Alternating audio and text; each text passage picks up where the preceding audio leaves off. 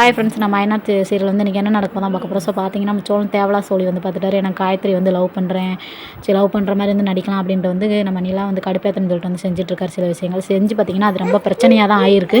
என்னென்னு பார்த்தீங்கன்னா, அந்த பொண்ணு வந்து சீரியஸாக லவ் பண்ணுது. ஆனால் நம்ம சோழன் வந்து சும்மா ஃப்ரெண்ட்லியாக வந்து பேசியிருக்காரு.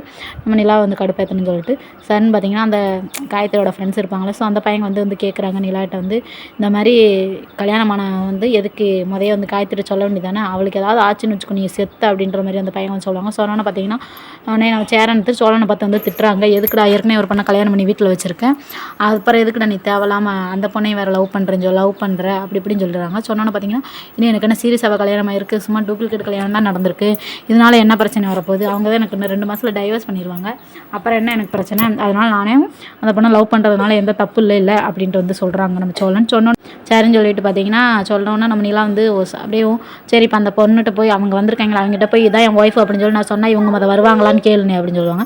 சரி பார்த்தீங்கன்னா நம்ம நிலா வந்து ஷாக்கிங்காக வந்து எஞ்சி நிற்காங்க. எல்லோரும் வந்து நினைப்பாங்க நிலா வந்து அந்த நான் தான் அவங்க ஒய்ஃப் வந்து சொல்லுவாங்க அப்படின்னு நினைப்பாங்க. ஆனால் அது உண்மையிலே கண்டிப்பாக நடக்காது.